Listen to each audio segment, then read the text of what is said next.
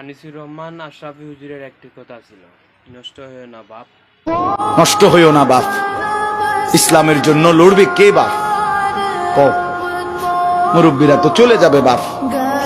18 বছরের ছেলে, 20 বছরের ছেলে, 22 বছরের তাগড়া জওয়ান, তুমি নষ্ট হয়ে গেলে, তুমি চরিত্রহীন হয়ে গেলে, তুমি যদি সারাক্ষণ নারী ছাড়া, ছবি ছাড়া, মদ জুয়া অশ্লীলতা, তুমি যদি মোবাইলের আসক্তি ছাড়া চলতে না পারো, আগামী দিনে ইসলামের জন্য তুমি করবা কেমন, লড়বে কেমন?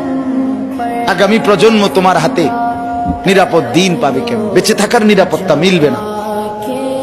বেঁচে থাকা 53 বছর বাংলাদেশের বয়স, 53 বছরের সমাজে বেনামাজির সংখ্যা যদি এত বেশি হয়, 53 বছরের ভিতরে মোবাইলে আসক্ত যুবকের সংখ্যা যদি এত বেশি হয়, 53 বছরের ভিতরে বেপর্দা নারীর পরিমাণ যদি এত বেশি হয়, এত মসজিদ মাদ্রাসা চারদিকে থাকার পরেও যদি এই মসজিদ মাদ্রাসা ষড়যন্ত্রের কারণে কমে যায়,